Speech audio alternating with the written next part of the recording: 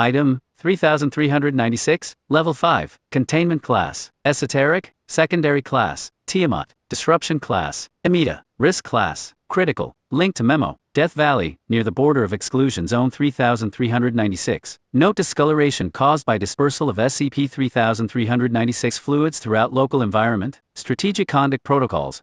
Due to the rate of physical and metaphysical communicability presented by SCP-3396, complete containment is not attainable at this time. Exclusion Zone 3396, where SCP-3396's central nexus is located, is currently contested by multiple organizations, including the Global Occult Coalition, the Serpent's Hand, and the United States Unusual Incidents Unit, and as such has been declared a neutral demilitarized zone by mutual agreement to prevent global warfare, and a lifted veil scenario. Apprehension of all SCP-3396-01 entities is to be considered an overriding priority. To limit public exposure and prevent further SCP-3396 contamination within the global populace, each specimen captured must be contained in a Class 4 hazardous bioform containment cell reinforced with an Atlas pattern anti-thaumaturgic runic array. In the event that 15% of Earth's population becomes infested, see Document 3396 Alabaster for specifications regarding personnel withdrawal, location of regional quarantine facilities, and subsequent alterations to Foundation Prime Directive. Description: SCP-3396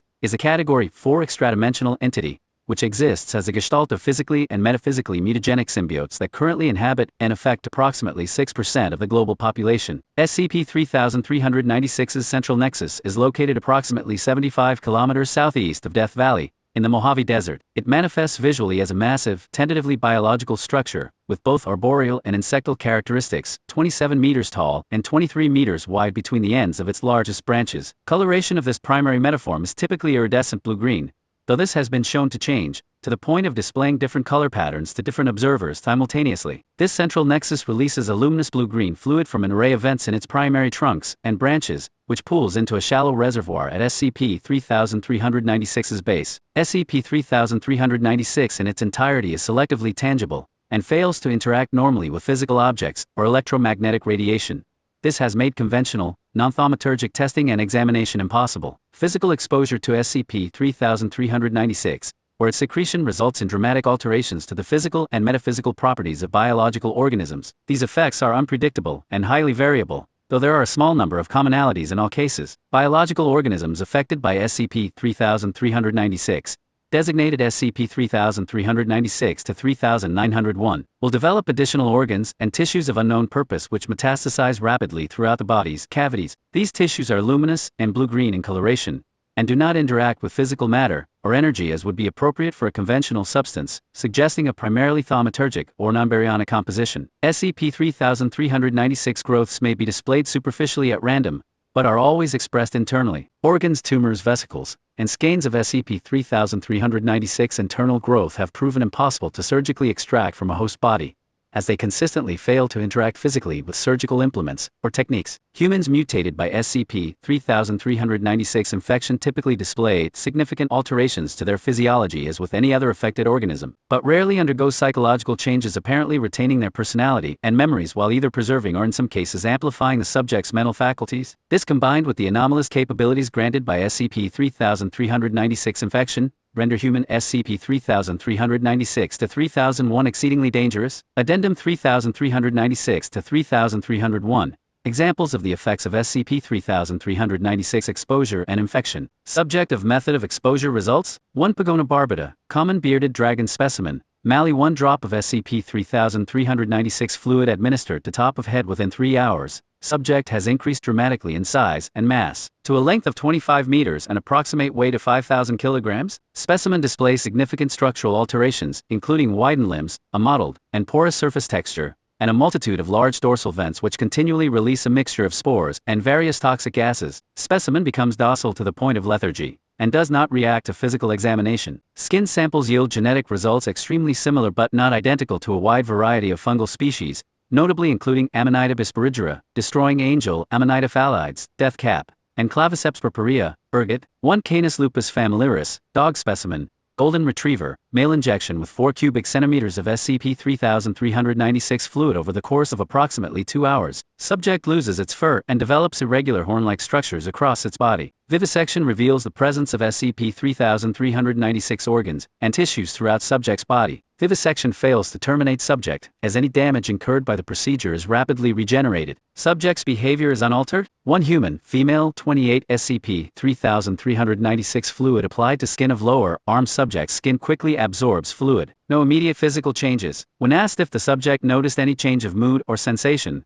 subject replied, "I understand firepower." An extremely large variety of rotary cannon then appeared in the subject's hands, which he then used to fire upon Foundation personnel and breach containment. When struck by return fire from responding Foundation security forces, subject's body fragmented, producing violent explosions which inflicted no damage upon the subject but caused significant destruction to testing installation and facilitated subject's escape. Specimen's body continued to fragment, explode, and regenerate upon receiving damage, the pieces levitating near the specimen's central body and transmuting into further instances of high-powered projectile weaponry. 37 casualties recorded, subsequent testing chambers reinforced. 1 human, male, 42 subject instructed to inhale fumes produced by SCP-3396 fluid. No immediately apparent effects for approximately 3 hours. 4 exact copies of subject appeared within testing chamber. All 5 then stated simultaneously, "Only fools like you would see the blessing of magic as a curse." The 5 entities joined hands, then corporeally fused into one massive non-human organism, with 10 arms of varying sizes, a central mass of undifferentiated flesh, and dozens of levitating structures resembling disembodied hands, each with an eye fixed within the palm. A large volume of water manifested within the chamber and swirled energetically, obscuring the bioform from view. The fluid then fell to the chamber floor, subsequently determined to be non-anomalous seawater after examination. The whereabouts of the specimen are currently unknown. No observable pattern to the changes caused by SCP-3396 has been identified, and these alterations commonly result in anomalous properties and capabilities of considerable destructive power. These factors have resulted in numerous repeated SCP-3396-3001 containment breaches despite continual containment cell reinforcement. While physical examination of SCP-3396 has proven impossible, thermic scanning has yielded a single tangible result. Rather than providing their standard conceptual energy and thermic potential readings, Foundation prototypic thermic scanners invariably alter their method of data return to provide the word "thrive" in a random language upon each scan. The significance of this is unknown. No method of communication with SCP-3396 has been devised, nor has any method of removing its influence been discovered thus far. State of engagement: SCP-3396 was located by chance during an archaeological dig. Each member of the research group present became a SCP-3396-3001 instance, and each worked to completely uncover SCP-3396 in a matter of days. Foundation assets were not notified in time to prevent these infected from returning to major population centers, and as a result SCP-3396 influence spread unchecked. Foundation containment efforts now center upon covertly locating and detaining all SCP-3396-3101 instances, as well as establishing control of the central SCP-3396 site, which is actively disputed by a number of organizations and global powers. The advent of SCP-3396 has begun to exert unprecedented changes upon global society despite Foundation anti-intelligence initiatives. SCP-3396-3101 instances not under containment have utilized their newfound anomalous abilities for a variety of purposes thus far, including murder, nonviolent crime, mass eradication of certain diseases, and public welfare initiatives. While the Foundation has maintained a semblance of control over global media, and has thus far been able to limit public knowledge of SCP-3396-3101 instances, SCP-3396 contamination continues. As a result, SCP-3396-3001 have extended beyond the bounds of the Foundation's influence. Multiple groups of interest, including the Global Occult Coalition, Serpent's Hand, and others have secured SCP-3396-3101 instances, and have begun utilizing them to their own ends while deliberately facilitating further infection among their ranks. In the event that SCP-3396 escapes the bounds of Foundation control entirely, and causes a projected TPK-class thaumaturgic proliferation scenario, Contingency 3396 Alabaster will take effect, and the Foundation will take necessary measures to ensure the safety of what humanity remains.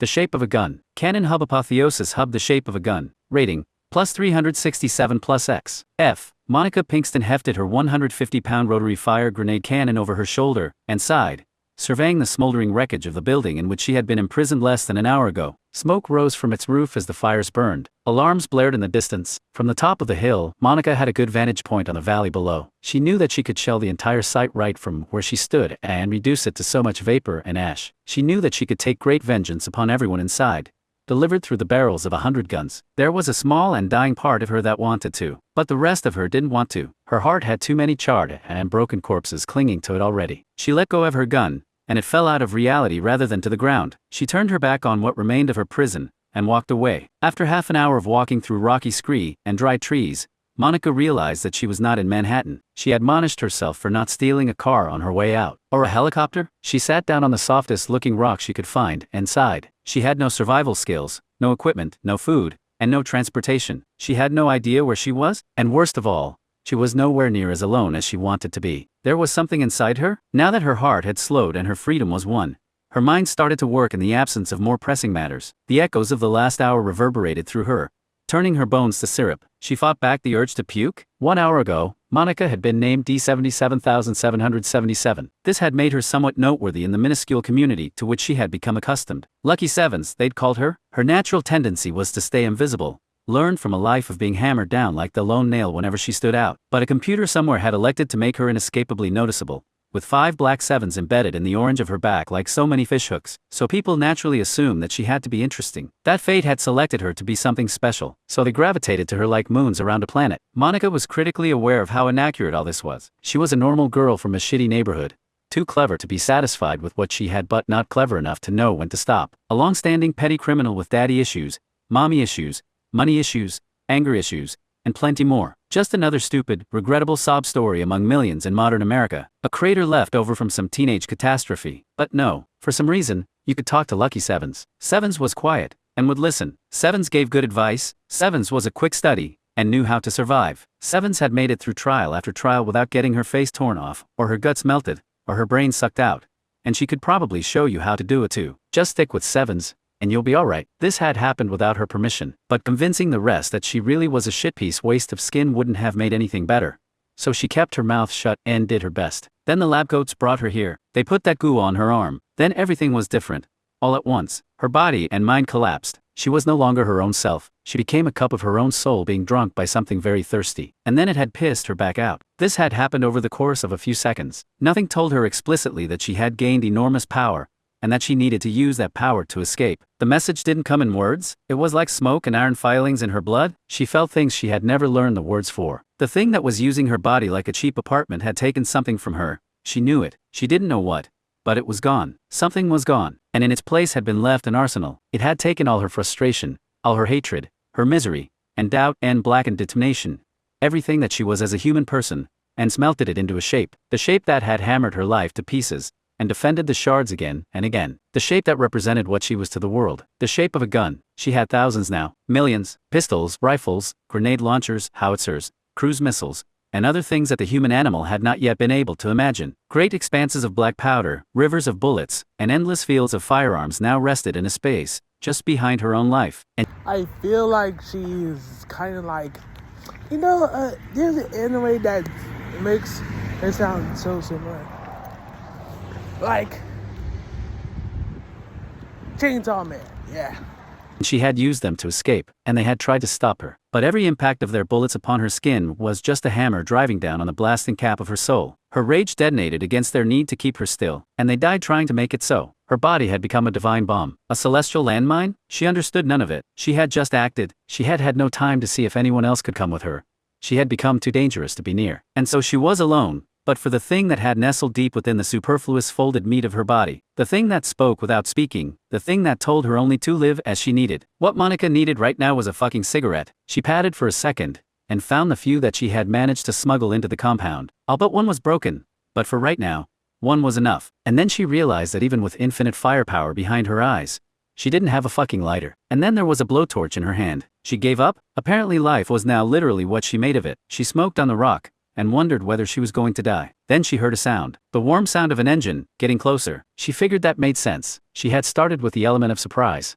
But she hadn't killed everyone, and hadn't destroyed everything. Now that they knew what to expect, they'd send their manhunters out, with better equipment and a better plan. They probably had snipers in the trees, zeroing in on her right now. Monica put her cigarette out and stood, walking forward into the clearing. She didn't care about being seen. Given what had already happened, she had no reason to expect that they were capable of killing her anymore. Even if they could, it didn't matter. Monica had made the decision to die shooting before, and she had no issue with making it again. A black vehicle, some kind of dune buggy, fat tires, exposed metal skeleton. There was only one person in it. She held her fire. Even after everything these people had put her through, Monica refused to shoot first. The man got out. He was tall and tan, military short hair, muscular, a paint-by-numbers cutout of every action movie protagonist ever, all in black body armor. He smiled in a way that made her want to hit him, and held his hands up. Easy. I just want to talk. Monica's right arm became an enormous mechanized bastardization larger than her own body. She aimed its iron fist at him, and a barrel on the wrist glowed red-orange. The air hummed and thickened with exhaust from the pipes jutting out of her shoulder. She replied,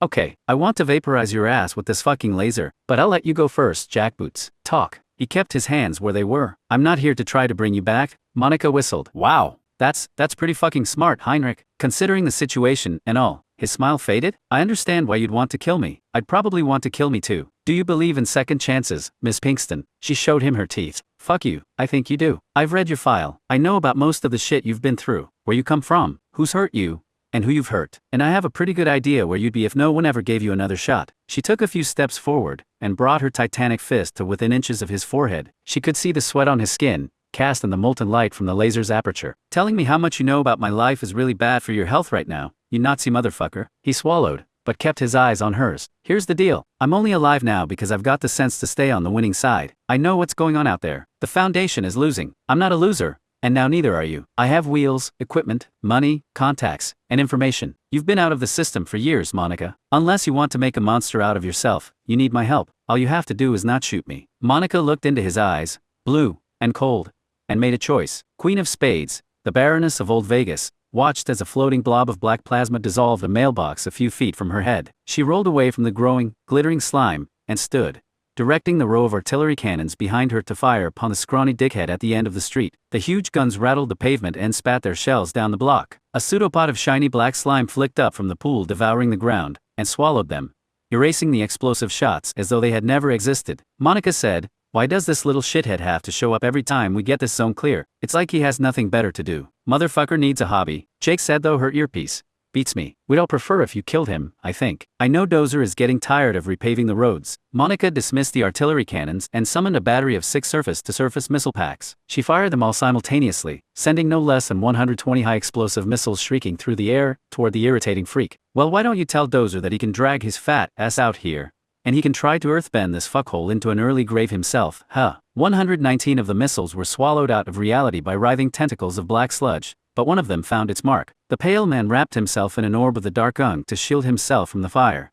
and the rest of the stuff began to retreat, leaving carved furrows in the ground where it had been. Jake replied, "Got him. Press the advantage?" The queen was starting to sweat. She was reaching the mass limit. Enough was enough. No more evacuated districts, no more scared families. This fucker had to die. Part of her was going to miss him. The perfectly black sludge with its somehow distantly sparkling stars was almost pretty, if you ignored the fact that it effortlessly devoured everything it touched. The black orb at the end of the street gathered itself up, and hurled more levitating globs at her. They traveled slowly, quietly obliterating traffic lights, lampposts, and fire hydrants as they advanced. Monica extended a hand toward the sky, and moved nowhere, calling down her coup de grace, the showstopper. The air above the intruder wrenched in a way that was horrible to look at, and a thunderclap cracked the sidewalks as a colossal tower of churning metal appeared in the sky. It blocked out the sun, howling, and smoking, and torturing the air with its heat. The bottom end of the hovering citadel of dark iron glowed a ferocious white-orange, dripping molten metal, which fell 100 feet and splashed upon the blacktop. The enormous machine was barely able to contain its own energy, so she let it out. A deafening hum rang through the city like the chime of a great bell as the column of space below the orbital cannon transformed into a line of orange light. It punched into the earth and obscured everything from view, blinding, and terrible, vaporizing everything in its path. Hot wind poured away from the laser and washed over Monica,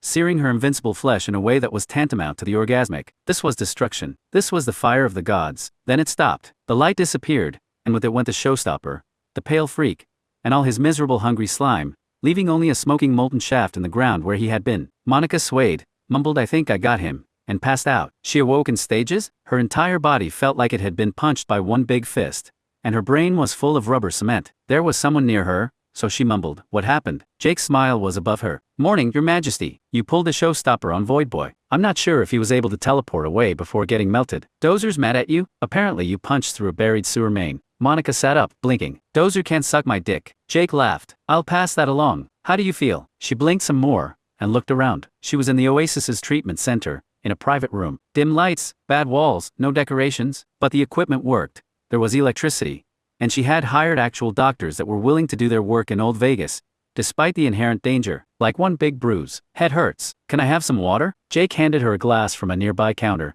and she drank greedily. She set the glass down, and was silent, looking down at her hands. The large man frowned. "Something wrong?" Monica shook her head. "No, not really. It's just strange." "What?" She smiled. "A year ago you were a site security captain for the fucking Foundation, and I was one of your prisoners. Now I'm some kind of bullshit wizard mutant, de facto brute force mayor of Las Vegas, and you're running an entire town while keeping my dumbass alive. And we fight supervillains. You fight supervillains. I stay very far away from the supervillains and give you occasional advice." She nodded absently and stretched. "Speaking of which, did you learn anything useful yesterday? About the whatever?" He made an apologetic expression. "No, turned out to be a dead end.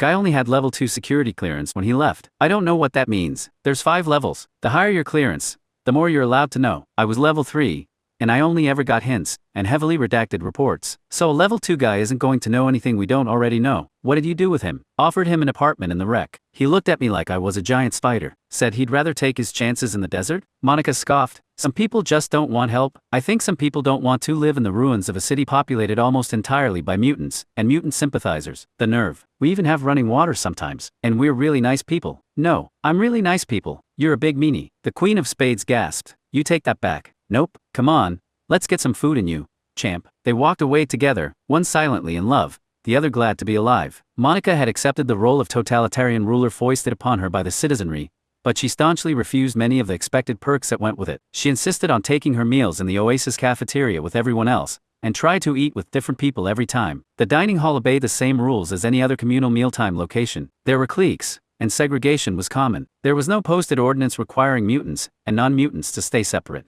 but they often did regardless. Human nature continued to assert itself. The Queen stood at the end of the hall with her tray in hand, and looked around. Jake had left her to attend to some business, and so she had to decide who she was going to eat with today. Near her was Dozer, the burly, bearded construction worker who had received the most fitting mutation she had ever heard of. He used his earth-moving power to dig out ruins, shift debris, and lay fresh pavement and concrete. Without him and his building crew, Old Vegas would have collapsed months ago. He sat with his workers, and laughed heartily at a joke someone told. He had egg in his beard, but no one told him, because the maintenance men thought that kind of thing was hilarious. Another table further down was occupied by the Spookies, a small group of like-minded men and women with an array of strange mutations that made them stealthy or quick. Monica had made them her scouts and spies, and they did the job with quiet efficiency. One kept fading in and out of sight, having yet to learn to control her invisibility. Another was also hard to see. He kept himself wreathed in dense shadows to cope with his social anxiety. A third had a great number of multicolored eyes placed all through her face, and twitched frequently, able to see through walls. It almost sounds like a team of teenage superheroes and grown adults with mutant abilities. Wow.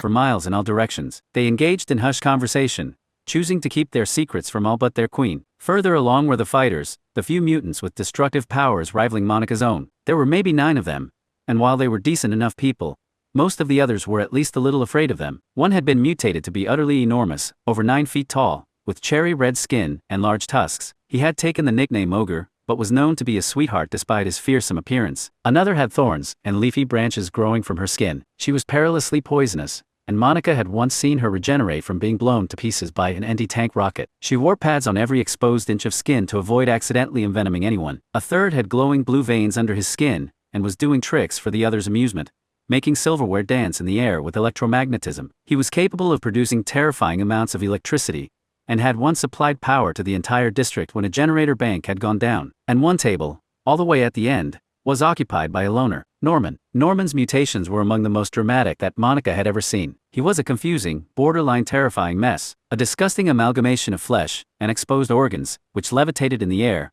orbited by dozens of lazily floating disembodied hands, each with an eye in the palm. Parts of him constantly warped in and out of visible space, appearing and reappearing. Multiple copies of himself as he had looked before his mutation also made occasional appearance, popping into space, and then fading away. Echoes of his former self, which he used to sit at the table and take bites of his meal while his huge main body hovered, ominous and frightening, over the table. Just looking at Norman for too long gave most people a headache. Their minds recoiled at his very existence. People left him alone, unsure of how to approach him, much less engage him in conversation. Some had tried, but found it hard to eat with an undifferentiated, pulsating mass of human flesh literally looming over their heads. He only ate in the cafeteria a few times a month, teleporting into the room suddenly, and then warping away when his meal was finished. Monica had no idea where he went, or where he stayed when he wasn't around. He had only been coming to the Oasis for a few months. He and Monica had been imprisoned at the same site, and she remembered him as being a quiet, contemplative kind of guy before his transformation. And she supposed that still held true,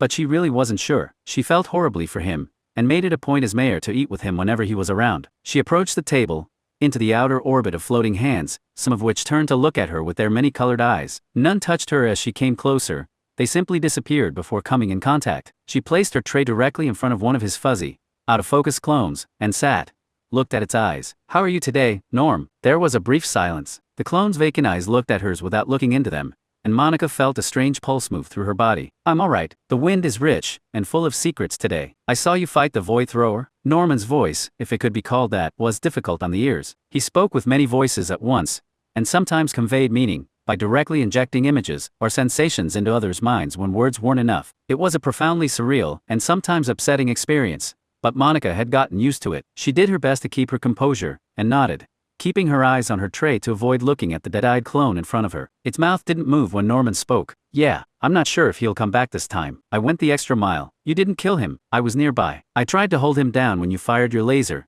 but he escaped. He's very strong." This was unprecedented. Norman didn't make a habit of involving himself directly with life in Old Vegas, much less participate in the fighting. "Do you know anything about him? Who he is?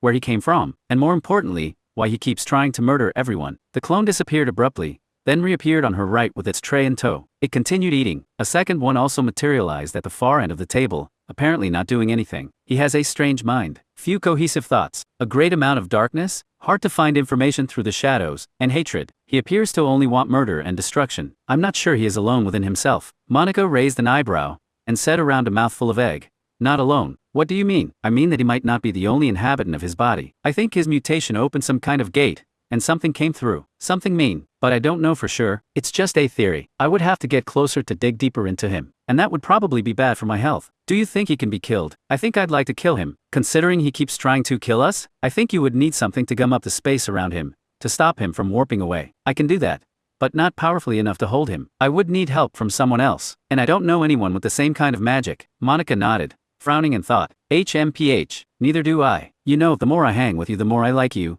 Norman. You're a nice guy, even if you are kind of terrifying." There was the sound of laughter, made echoing and awful by Norman's many voices, but he made up for it with an image of sunshine, and happy, colorful flowers, and a feeling of pleasant warmth, which he shoved directly into her mind without her permission. "I'm an ugly bastard, but I prefer to think I make up for it with my glowing and handsome personality." A thought occurred to her as she ate. "You can just totally look all through my brain, can't you, Norman?" It wasn't a question. "Yes, it's not something I do on purpose." Imagine walking through a museum, and being told that if you think about looking at the beautiful paintings, you'll be punished. That doesn't really help with the creepiness. Heavy gray clouds gathered in her mind, and a sad, soft rain began to fall. There was the sound of distant crying, and the fluttering of wings. "I'm sorry, Monica. I can't help what I am. If it makes you feel better, your secrets are safe with me. If I had lips, they'd be sealed." She shook her head. "No, Norm.